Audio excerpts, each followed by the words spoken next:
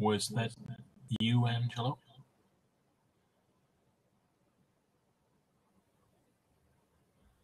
I'm sorry. You're muted until I pass the mic. I'm having a little bit of echo situation here.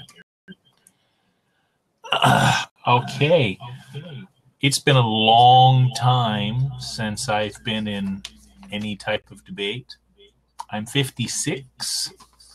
I'm from Idaho, but I lived in South Korea for the last 7 years as a teacher, and I lived for 11 years in the UK.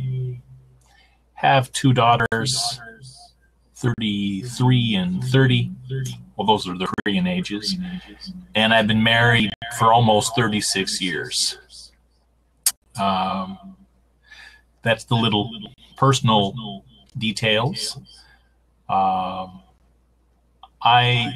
am formerly a Christian. I was a Christian for a long time. And I still have no disrespect for it at all. It's I know lots of my family is still Christian. And now I see if I can figure out how to pass the microphone. Hello? Hi. Yeah, I'm Angelos Kyriakides. I'm in Vancouver, BC. 33 years old, married with 2 kids, and yeah, I'm a youth pastor, part-time security guard, and yeah, I love God. I was radically changed when I was 17 years old from somebody involved in different criminal activities and other sorts of unsafe routes of life, and God miraculously changed me when I was 17 and continues to work on me to this day. Yeah, I'd love to tell you more about me, but I want to give you your time. I just, yeah, God bless you, and I pray that this debate goes well.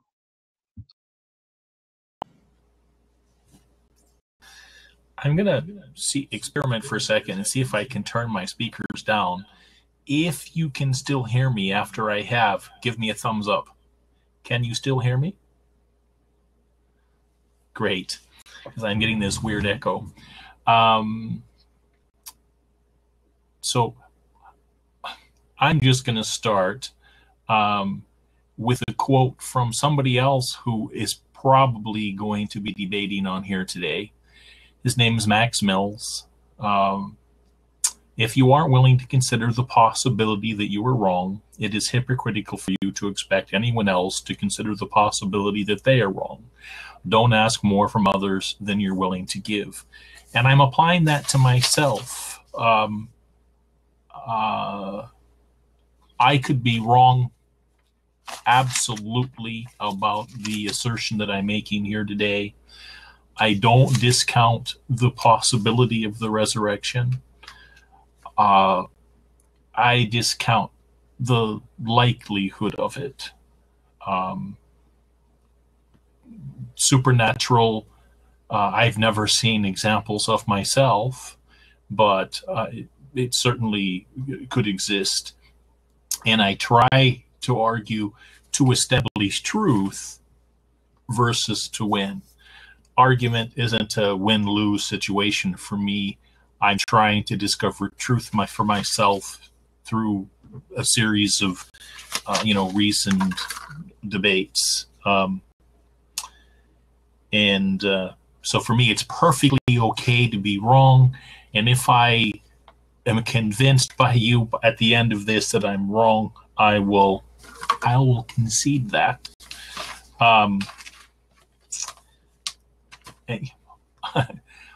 Basically, I am aware of the popular arguments from lots of books and web pages.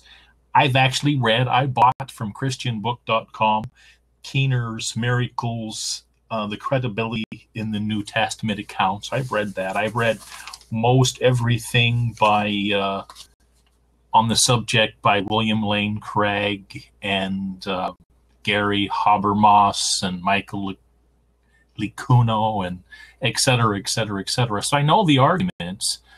I don't find them convincing for the simple reason that history is, or excuse me, the past is inaccessible to us. History is something that historians create. It's a reconstruction of past events from available evidence. The past is gone. It's inaccessible. And, you know, that's straight from the principles of and theory of, you know, of how history is practiced by historians. So I don't think that it's possible, you know, in a literal sense, to prove the resurrection. I mean, there's certainly evidence of the resurrection. I would never argue that there wasn't. To a more likely than not standard, and that's my standard. And I'll pass the mic back to you. Yeah, that's good. Thanks, Chaz. I think it's good that you're open to truth.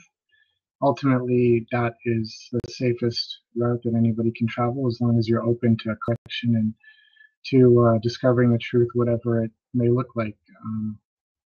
That is the most genuine heart that we can have. As long as you're willing to be corrected and proven wrong, just as I wasn't always a Christian, and there was a time where I argued against the Bible, and I was proven wrong. And I loved it because I love truth, and I don't want to live in a fantasy, and I don't want to comfort myself with lies or deliberately lie to myself. But yeah, so it's good that you're looking for truth. So the argument was that there's no compelling reasons, to believe that Jesus was resurrected outside of wishful thinking. So the fact, I think everything that speaks of Jesus' resurrection is compelling. If you read Gary Habermas and Mike Licona, his books, and William Lane Craig and all those sort of writers, you know, there's a reason that like over 1 billion people throughout the world today have voluntarily given their lives to Jesus.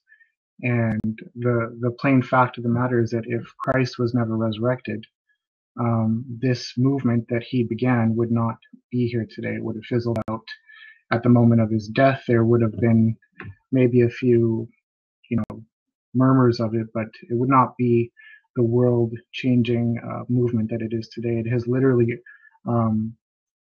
it's probably the most significant event that has ever taken place in history, to be honest, because our whole course of civilization actually revolves around the life of Christ, hence the year AD 2016. But that's not my main point. The main point is that history does testify to the resurrection, and there's I would also like to be clear that God is he uses the resurrection as his main selling point to prove to you and to everyone on this earth that he is indeed real and he is alive. And the resurrection was kind of like the pinnacle of this proof, this evidence. And we may look at the historical arguments, but ultimately it just comes down to whether we take Jesus at his word or not, and that's the word found in the Bible. Yeah, it comes down to a humble heart willing to simply look at the facts found in the New Testament and say, am I going to acknowledge the words of Jesus Christ and the testimony of his disciples, or am I going to reject this because it may not sit well with me? I find that if you are open to truth and just look honestly at the New Testament accounts, there's no good reason to deny or reject or ignore them. They are chocked full of historical facts. They align well. They're also supernatural in that they contain prophecies over the Bible is a supernatural book that predicts the future. It's predicted over 1,000 events. So these are just some things that I just want to say. It comes down to acknowledging the testimony of God, and that's the main starting point. But if we're going to look at historical facts, these are a few that we can come down to, and these are facts that any scholar, nearly every scholar will put their faith in, whether they're a Christian or not. And I have to give kudos to Gary Habermas and Mike Licona for a lot of the work that they've put in with this book, among others. Gary Habermas surveyed 1,400 publications dedicated to the resurrection, and these were not published by all Christians. Many of them were published by non-Christians, and he found that they all basically agreed on 4 basic facts, and 75% of them agreed on the 5th fact, which I'll get into. But before we do that, I wanted to talk about some basic principles of history and what you already mentioned. So here's some 5 basic principles of how we reconstruct the past and how we tell whether an account is genuine or not. So if there's multiple independent sources, that's a factor that says, hey, this is likely true, and that's what we have in the New Testament. We have 8 for sure authors, maybe 9. We don't know who wrote Hebrews, but we have 8 authors all independently attesting to the resurrection of Jesus Christ, not to mention the church fathers afterwards. Many of these were eyewitnesses, people that lived with Jesus. So also we have, secondly, attestation by an enemy. So if an enemy is attesting to something, then you can likely agree that, hey, this person doesn't go along with my beliefs, but they are still attesting to the same basic facts. And that's what we have in the New Testament. We have enemies of Christians attesting to the basic facts of Jesus' resurrection. Sorry, not resurrection, but his crucifixion. We have people enemies arguing on the known fact that the tomb was empty. So these are just facts that have been attested to by enemies. Thirdly, we have embarrassing admissions. So the principle of embarrassment also works well in history. If you have something that is likely not put there by the author to improve your case, something that might be embarrassing to them or their credibility, then you can know that that was a definite historical fact. And one of the principles of embarrassment that we find in the New Testament, and this is embarrassing today because for a different reason, but the primary witnesses of Jesus' resurrection were women.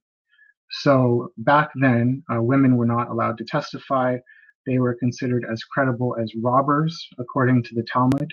And Josephus says that they were literally not allowed to testify. So to say that women were the first people that witnessed Jesus' resurrection, that is a principle of embarrassment, because if they were trying to build their case and they were trying to build some kind of a big grand scheme to show that, hey, our leader actually rose from the dead, you didn't kill him, they definitely wouldn't have chosen women to be their first witnesses.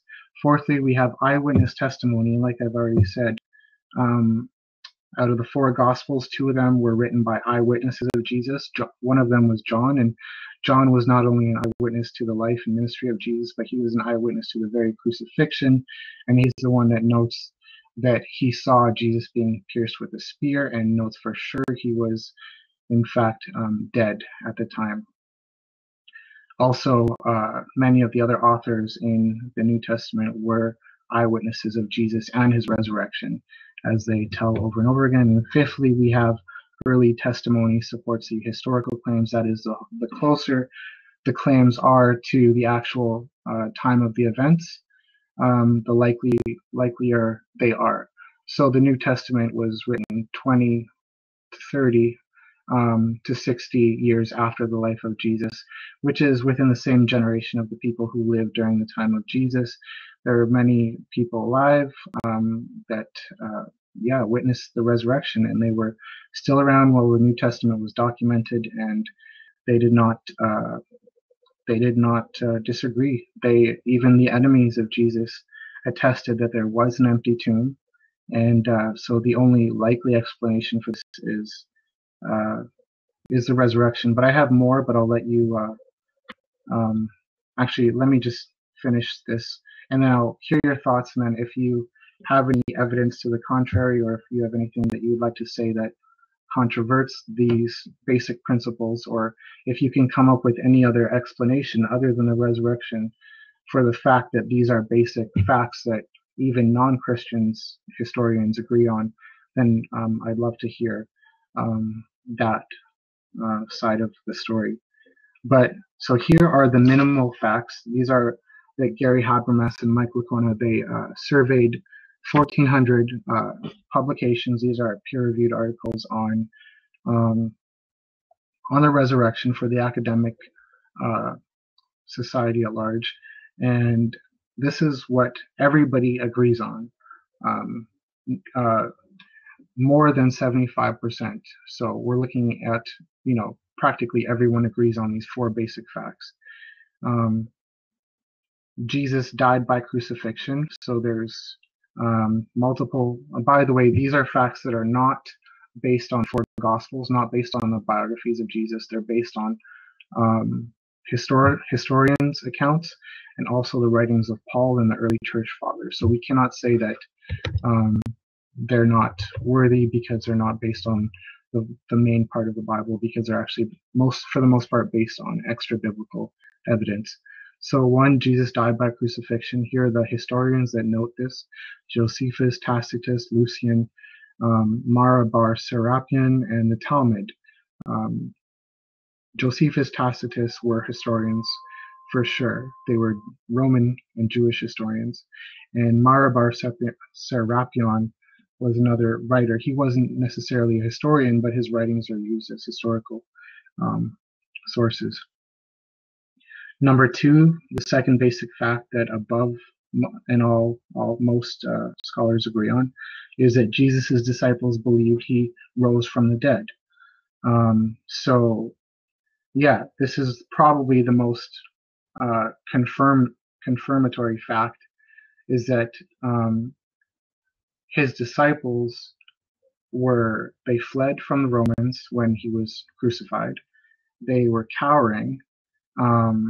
They denied Jesus, and then something happened to switch that all around and make them bold enough so that the early writings say that they did not care about death at all, that they despised death.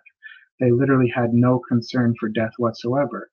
And it was, according to them, because they witnessed Jesus Christ in his risen form. They touched him, they ate with him, they lived with him, they spoke with him, and they said that he appeared to them on numerous occasions, and that he even appeared to up to 500 people at one time. So the fact that they all agree on, all the scholars, is that Jesus' disciples sincerely believed that he rose from the dead, and they willingly died for that fact. I know that other people willingly die for what they believe in, but the fact is that they still believe in it. Muslims may blow themselves up because they believe Allah is going to receive them into paradise, but nobody would willingly blow themselves up for what they don't believe in. So these people claim to see Jesus, and they died for that claim because they sincerely believed in it. 3, Paul, who was a persecutor of the Christian church, he was known to the early Jerusalem church. He was hostile. He was involved in the murder of the earliest Christian martyr, Stephen, and he was on his way to arrest and persecute more Christians. He was very hostile to the faith, and he also all of a sudden he switched, and he became one of the greatest evangelists or missionaries in the entire world. And sorry, I'm going on, but I'll let you. No problem. I assist. I fully accept that Jesus was a historical person. I don't doubt that he was buried in a tomb by Joseph of Arimathea. I have no reason to dispute that it was women who went to the tomb and discovered it empty. I don't even doubt that people thought they talked to Jesus afterwards. I don't entirely reject the possibility that they did talk to him afterwards. Jesus might have been resurrected. However, for me, it's not the best explanation. Think about the difference between resuscitation and resurrection, and how many people in history that we know of have been resuscitated versus resurrected. There have been literally millions of people, including, well, probably especially in the present day, who have been resuscitated. But in modern times, at least, we have no confirmation that anybody's ever been resurrected, especially if their body had lain in a cave for 3 days. So I use sort of a top-down approach. I'm looking into the past, and Christian scientists, and I don't mean the religious group, but Christians who are scientists, and scientists generally accept that the laws of nature today are the same, exist in the same way as they existed 500 years ago, 2,000 years ago, 5 million years ago. And if we don't see resurrections today, I don't really have any reason to believe that they occurred in the past. I would like to believe, I honestly would, that they occurred. I was a happy Christian. I liked being a Christian. But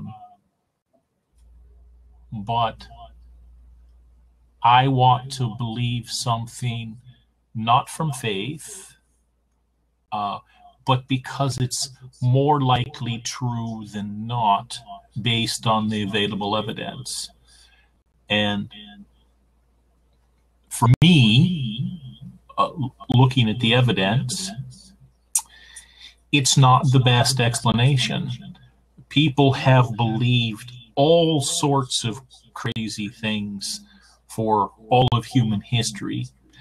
I have to look up this pronunciation of this Chinese dude. I have like many pages of notes that I should have put on cards. But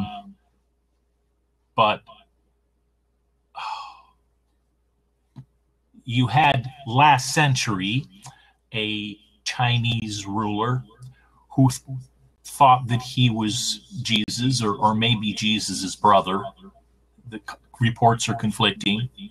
And 20 to 70 million people died following him.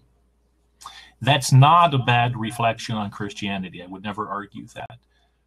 But that's some pretty crazy stuff. And think about what Scientologists believe about the galactic overlord of the, Galactic Confederation, Xenu. Think of the Millerites, who became the Seventh-day Adventists, and they sold all of their belongings and stood on a hilltop waiting for an apocalypse that, didn't happen. Think about the Mormons. And in fact, you've probably already heard this. This is from the Book of Moroni. No, I'm not a Mormon. And when ye shall receive these things, I would exhort you that you would ask God, the eternal Father, in the name of Christ, if these things are not true. And if you shall ask with a sincere heart, with real intent, having faith in Christ, he will manifest the truth of it unto you by the power of the Holy Ghost. I know a lot of great Mormons. I used to work in London. I would take the train in 3 days a week, and I met, I think it's pronounced Sadhu, Indian holy man. And he was a retired Indian holy man, and his right arm, he couldn't lower. And he couldn't lower it because it was effectively petrified. He'd kept it raised for about 27 years and hadn't cut his fingernails. So his fingernails had literally grown through the palm of his hand and come out the other side. And he had rolled for Krishna, 1,000 miles, which sounds pretty insane to me and probably sounds insane to you. But he did it because he believed. I'm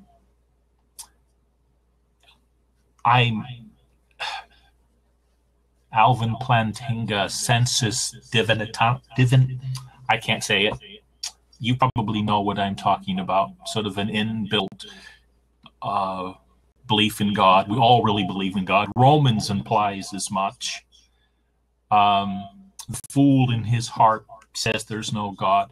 Maybe that's true. It doesn't change the fact that for some people that's not enough. It's not enough for me. It was enough for a very, very long time. It was actually C.S. Lewis and a Baptist minister who sort of directly, indirectly led to my abandonment of faith as a reason for believing things. And of course, I believe a lot of things on faith. I believe that when I cross the street, I'm going to live until I've reached the other side, or I would never cross the street, right? I believe the sun is going to rise tomorrow, etc. And I'm accepting all of that on faith.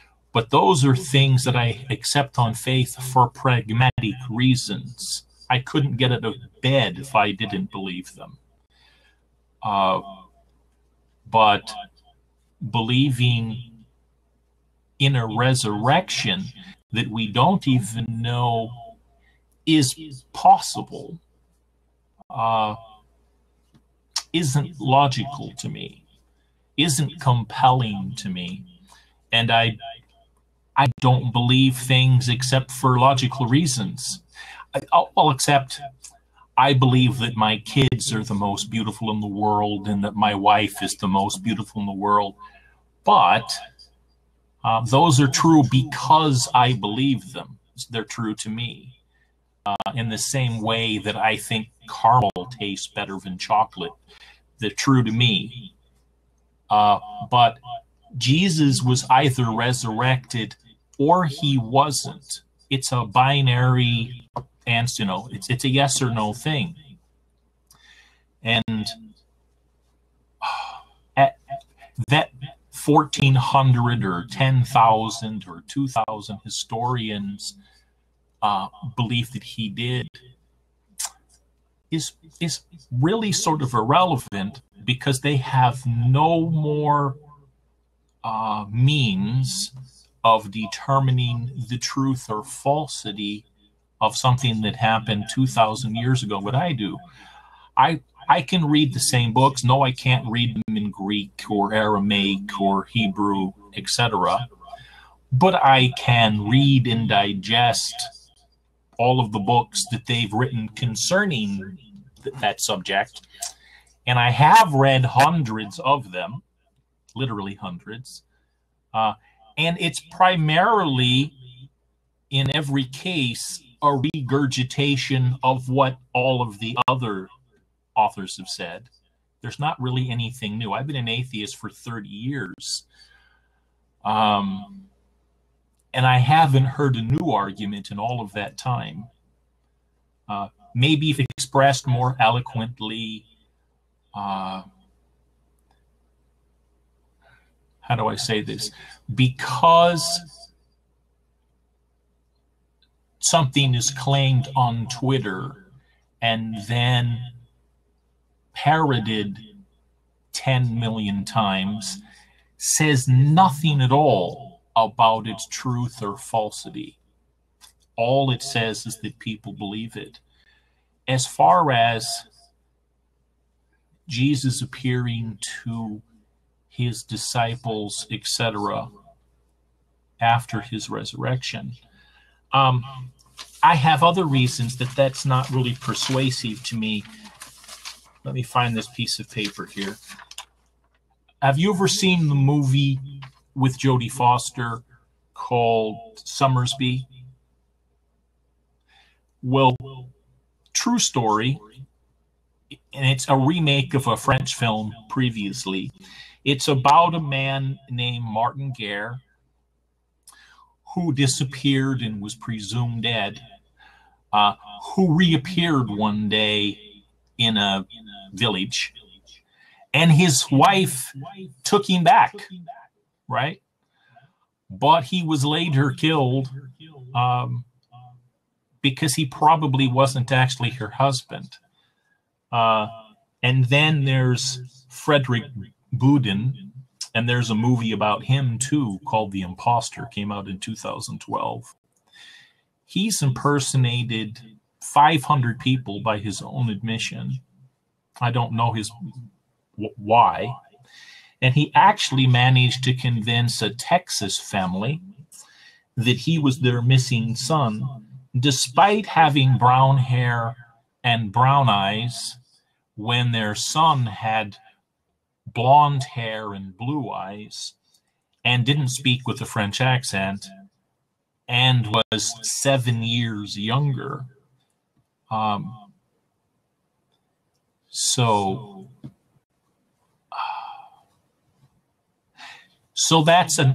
that's another explanation.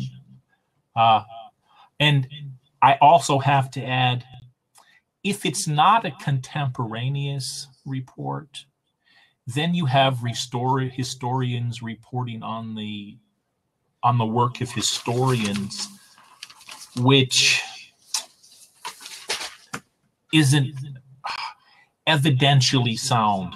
My closing statement, as I see I only have 1 minute and 21 seconds left, hypothesizing how or why religious movements began or the motivation of early adopters isn't useful in determining the truthfulness of those faiths. Hence, it isn't useful in determining the truth of the resurrection. So I agree the resurrection might have occurred, but I would have agreed that before reading Lee Strobel or Lacuna or et cetera, et cetera, et cetera. And for me, they've added nothing evidentially that would compel me to believe otherwise. And thanks, Chaz. That was yeah. I'd like hearing your story. All I can say is that I mean, we're talking about compelling evidence. I've listed a lot of facts here. We talked about, I'll continue with them. There's two more. Is that so Paul, he was a persecutor, and all historians agree that Paul existed. He was a persecutor of the church. He was involved in murdering Christians, and then all of a sudden he became one of the greatest missionaries and ultimately was beheaded for Christ himself because he said he had an encounter with the risen Jesus. Also, James, Jesus's brother, was also a skeptic and didn't believe in Jesus during his lifetime. That's widely thought. And he also had an appearance from the risen Jesus, and also died for his faith, proclaiming Jesus Christ. Lastly, we have the empty tomb. Now, I don't understand how all of these facts are not compelling evidence that Jesus was in fact resurrected. Yeah, and also just to correct you, there seems there was a sort of a misinformed idea that I said that these 1,400 articles on the resurrection were written by people that believed in the resurrection. They didn't believe in the resurrection. They wrote about the resurrection. So these were Christians and non-Christians alike that all agreed to the basic facts surrounding Jesus's resurrection, the ones that I've listed thus far. When it comes down to it, this is compelling evidence, and this is why God says this is his proof that he will one day hold the world accountable. This is why the resurrection is so magnificent, is because, like you said, people don't resurrect from the dead every day. This was God's kind of like demonstration to the world that Jesus is my son. You can take his claim seriously, and he is in fact coming back. I also wanted to say you referred to the laws of nature, and the laws of nature don't allow for resurrections. But yeah, I mean, all we're doing is observing what's around us. And if you were one of the early disciples and you observed the resurrection, you would say, well, the laws of nature certainly do allow for that. The laws of nature is just a vague term for what we think is normative in our world today. But it's obvious that something extremely important happened 2,000 years ago, and the world has been shifted upside down ever since.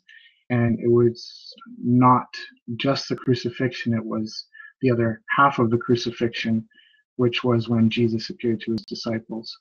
The last thing I'll say is that I think your reference point might be wrong. You are looking towards science, and you're looking towards the laws of nature, quote unquote, to prove to you what is true. I would encourage you to read the Bible, which you already have, but maybe from a different viewpoint, and I'll share with you how I came to Christ. I was a skeptic. I was involved in many different religions, but what I did is I made a choice to believe in the words of Jesus Christ. And the choice that I made was a conscious decision that directed my perspective and allowed me to see things differently. So we all make choices to think how we want to think. I simply took Jesus at his word, and it's not very hard to take Jesus at his word. But that's the foundation of belief. So if we do not take Jesus at his word initially to begin with, then there's no reason why you won't believe in the resurrection either. It's secondary. But if you look at the words of Jesus Christ in the Bible and the fact that this man did appear, it comes down to acknowledging certain facts. Nobody denies Jesus lived. Even historians talk about the fact that, you know, he started a movement based on all these miracles that he was doing. And then his disciples claimed to see him risen from the dead. They carried on this movement, themselves performing miracles, raising people from the dead. And to top it all off, they paid the ultimate price for their claims. So if you can offer me another explanation, you said something about impersonations. I don't think anybody can impersonate somebody who's been crucified for 3 days, or crucified and dead for 3 days, and somehow deceive people who've been living with him for the past 3 or 4 years and make them think that, hey, I'm this person that's been dead for 3 days. I have the wounds in my hands or wrists, and I'm actually that person that you lived with. I don't think an impersonator would be able to pull that off. That's not something that even atheist scholars would suggest. And atheists themselves don't know how to address the resurrection because it is literally irrefutable in my perspective. There's nothing that has ever controverted the resurrection. It is a simple and plain fact of history, and it is one that stands till today regarding God and the afterlife.